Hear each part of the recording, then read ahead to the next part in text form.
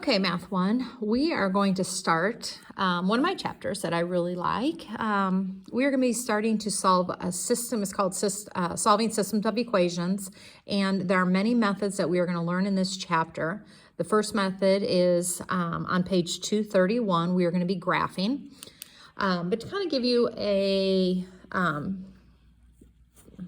like an idea of what we are going to be doing, you're going to be given two linear equations. And I don't know if it's this year or in Math 3, but you're going to have three equations and stuff like that. So what you're trying to do is figure out where do two linear, remember two lines, where do two lines intersect? That is what you're trying to do when you are solving a system. You're trying to figure out where do those two lines intersect. Okay. So what happens is it just a thing. Okay. So if I graphed a line, let's say it went like this, this line in particular has infinite amount of points that work in it. So let's just say whatever this point is right here, let's say it's like 1, 5.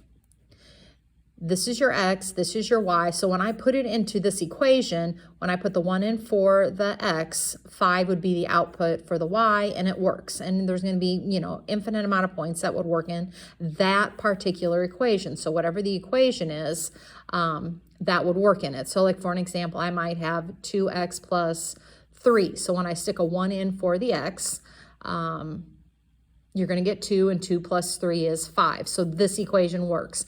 And every point along this might work. So like another point maybe would be 0, 5. That would be like right here. So 0, 5 works. If I put a 0 in place of this x, I get, 0, 3. I get a 3 back out. If I put a -1 in here, so -1, 1 would work. You get the idea. All right, then I'm going to have another line that's going to come maybe like this. And it's going to intersect this one, and let's say here's the intersection point, okay? And so let's just say this point right here where they intersect is like -1, 1. So we already know -1 works in this equation. If I stick a -1 in here, I get -2, and -2 plus 3 is 1. Well, the equation for this line is also a y equals something, and this point will also work in this one. So maybe, I don't know what it could be. Anyway, whatever it is, you're going to work in here, and this is the only point. This right here would be the only ordered pair that would have to work in both of these equations. So the good point about that is you can always check your answers. Whatever, this would have been your answer to this question, and you can check it. If it works in this equation and works in the second equation, then you cannot be wrong when you're going to do that. All right. So if you remember, when we are graphing all of our things, we like to be in the form of y equals mx plus b. Remember, m is your slope. This is your starting point.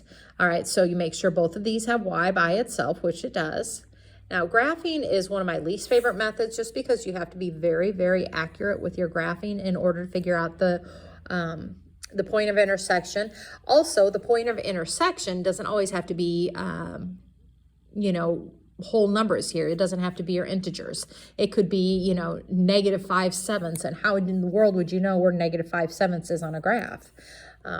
So most of these answers will be integers, whole numbers, when you're going through. All right, so to graph this one, you're going to start at 4 on your y-axis. So that's from here.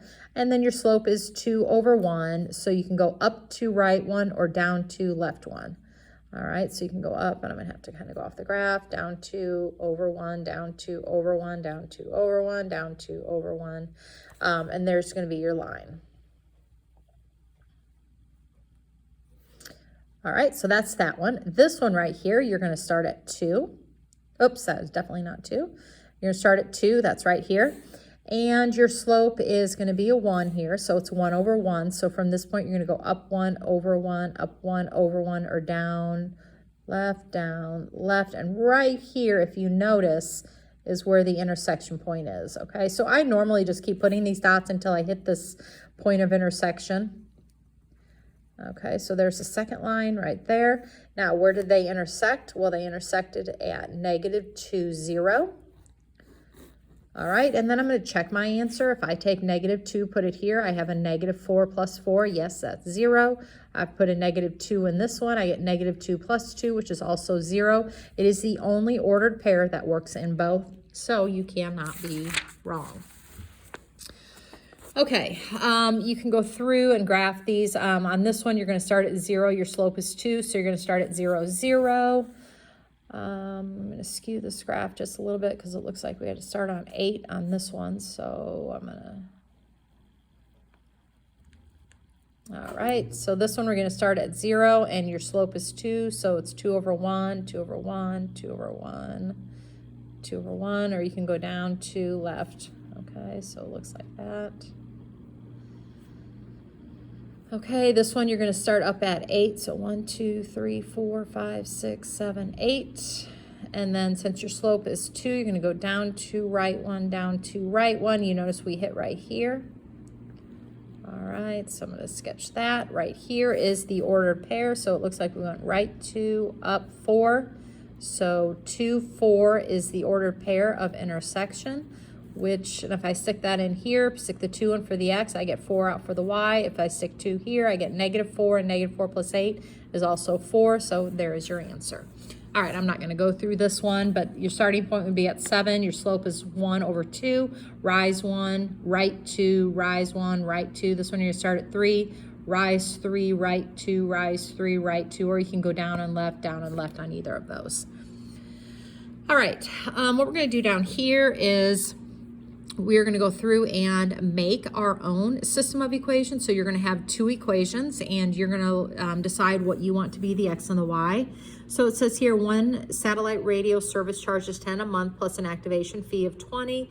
The second one charges 11 per month with an activation fee of 15. And what month will both of them be the same?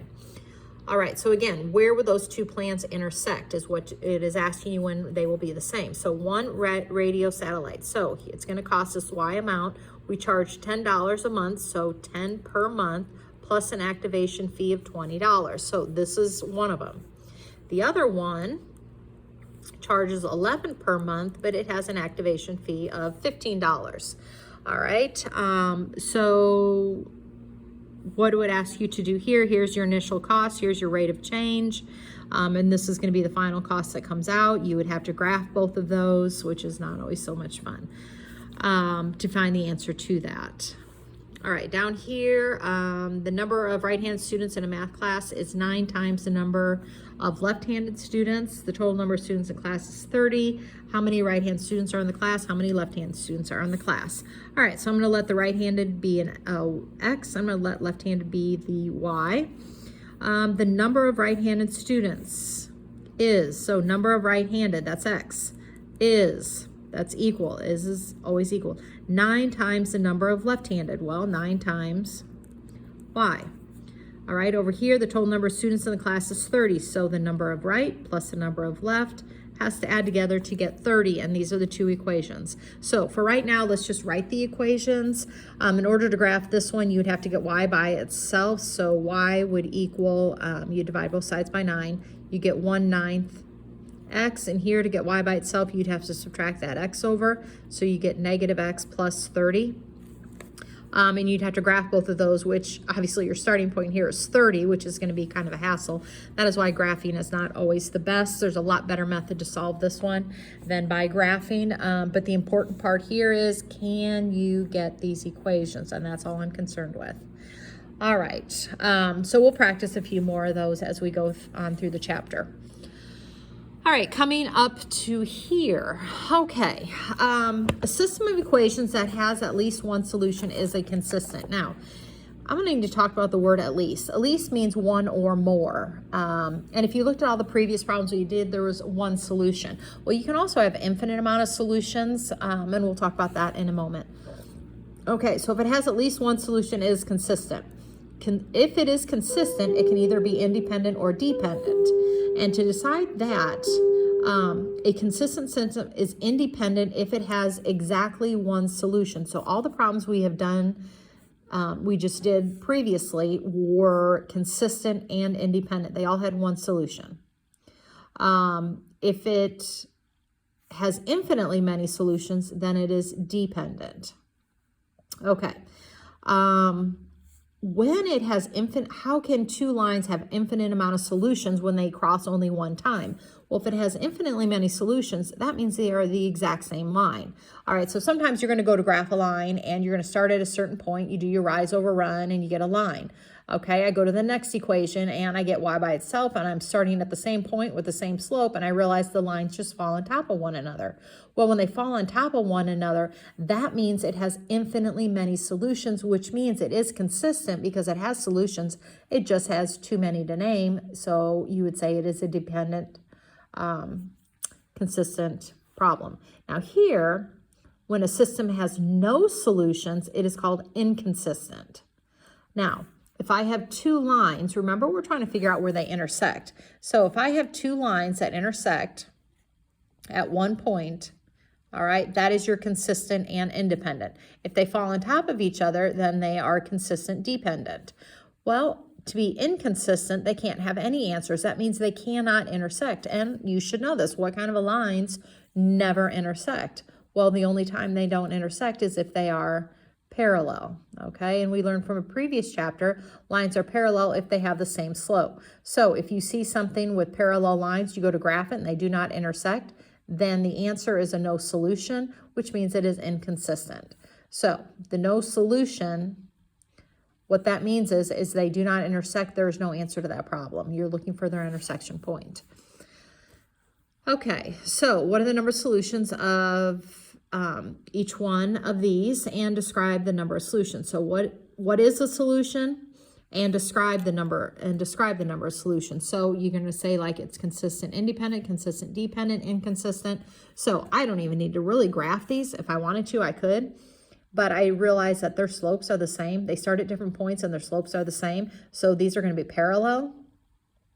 Okay, and if I went to graph it, I would notice they are parallel. And if they are parallel, then there is no solution to this. So when it says what is the solution to each system, you would say no solution. Describe the number of solutions. They are inconsistent.